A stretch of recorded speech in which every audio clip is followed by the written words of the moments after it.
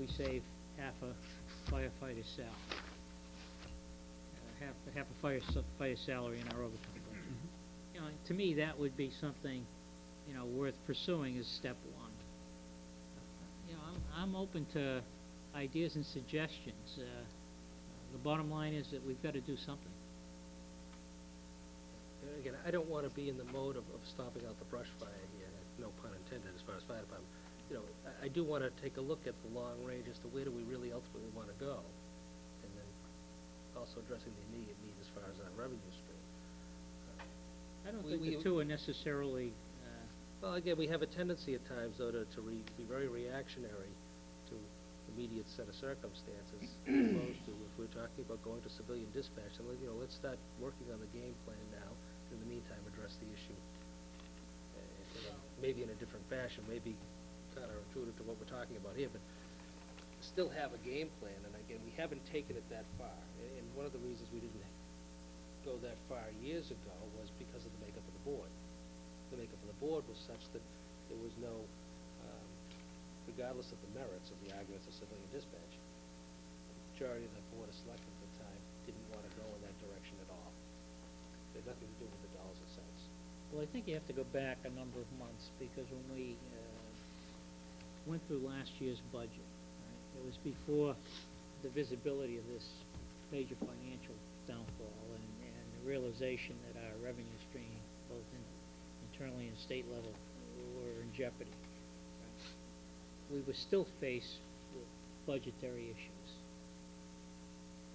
This is before any of these extraordinary events. And as a result, we were looking for ideas to implement change, to find better ways of doing things so that we could operate a level of services that the community expects within Proposition 2.5 and new growth guidelines. And, you know, now we just find ourselves in a more difficult situation. But no matter what, the difficult situation isn't going to last forever, but the ongoing systemic problem that you have pointed out on a number of occasions isn't going away, not without some other kind of change. And I think that's really the longer range goal here. You're right, is to deal with that issue. I think Gail may yes, have had, sure. he had more slides, or one more slide anyway. Pretty thickly projected. There's just one more, but basically we've hacked over most of these things already. The last thing was, I think you just touched on, is in addition to the consideration of all these other things, and there are a lot of dovetailing issues, as I had said before, is it would seem to make sense also for North Reading to take the lead. We spoke of Middlesex before. Middlesex is too big. It's unwieldy. These point of service dispatch areas don't have to be a county.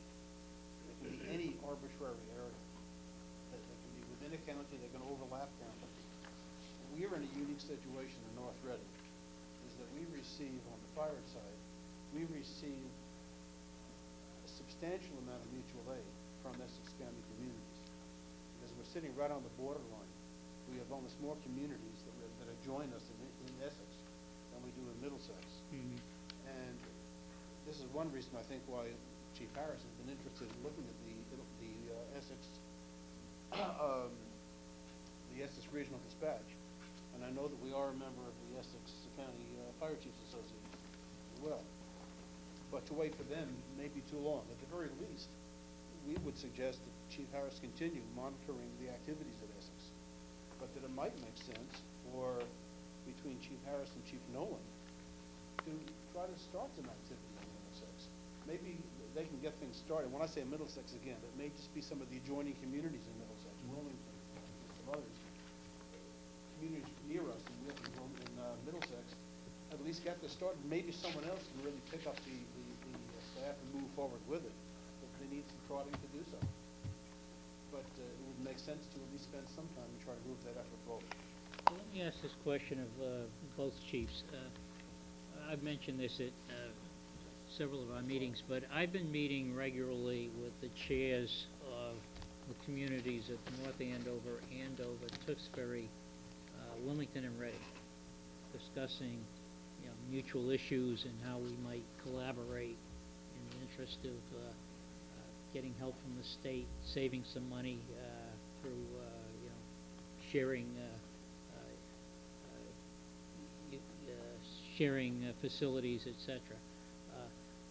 Are these communities kind of, do they fit within the typical demographic relationships that, from a fire and a police point of view, or would it be some other set of communities? Because, what I'm saying is we've already started some dialogue with some local communities. If you don't mind, from a police perspective, we're bound more by company than I would suggest the fire department is. Because the legal seat of, that we have to, that controls our law enforcement efforts, it is Middlesex County. I see. We go to the Middlesex courts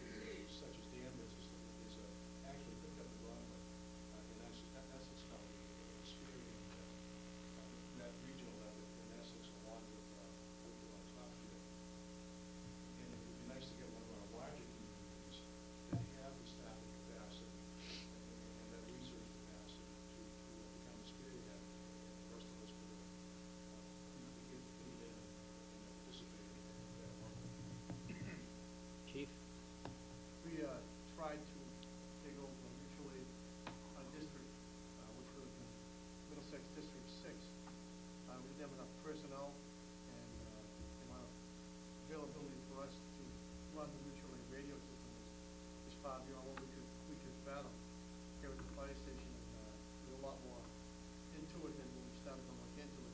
We were going to try to do that. We had to bring in more people and so forth to do it.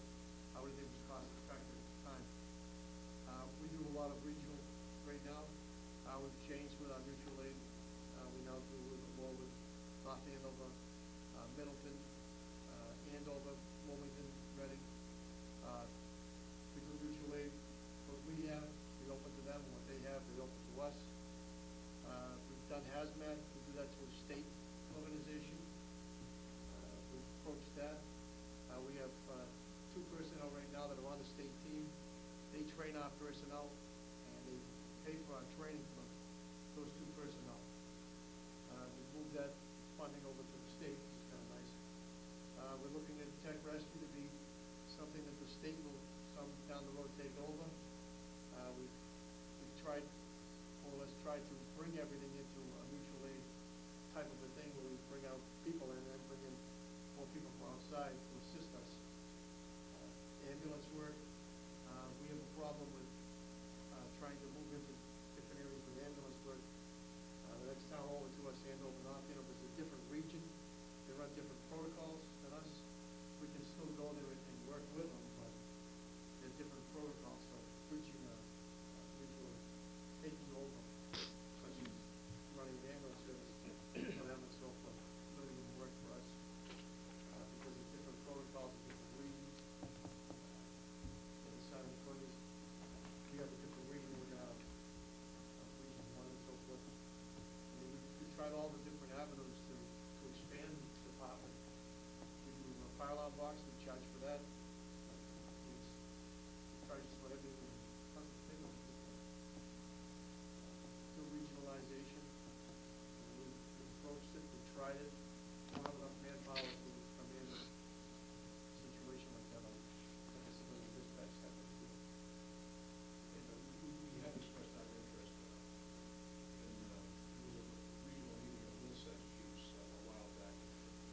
Topic came up, and we're all aware that Mark Redding is interested in pursuing the regional line. So as that progresses, if it does progress, we will be included in the investigation. Okay, What are they? Steve and then Sean. Just this, we've talked about the staffing levels at the fire department, police department, the fire department in particular. And I know there's another proposal that you're looking at, but it hasn't been talked about tonight, and that's the possibility of private ambulance service. How does that factor in here, or why hasn't it been factored in or looked at in relation to if we contracted with an outside service, therefore you wouldn't have to call back, you'd have someone else manning it and providing the service. Is there a reason it wasn't factored in or not looked at? You asking that to the fact? Yeah, fact, yeah. As the liaison to the fact, I can tell you that that's part of the information that we need to receive. The what? That's part of the information we are looking to receive from the chief in terms of what the cost-benefit analysis will be, so we can analyze it. And then come Okay, back because and I mean, present. if we're gonna talk about this thing in total here in relation to staffing levels, overtime costs, and, I mean, I would think that would have to be looked at, the subject would have to be looked at in some detail to see, is there any cost benefit of doing so, and then what are the trade-offs? I mean, obviously, we generate some revenue from it, so you subtract the revenue, and what's the cost, and then what level of service can you contract for? I mean, I know other communities do it, but in doing so, you don't have 2 men going out in the ambulance, so 2 guys don't have to get called back in. And retain a certain level of staffing that way. I mean, so I mean, with what we're looking at this evening, what's been presented, I think that's one part of the equation.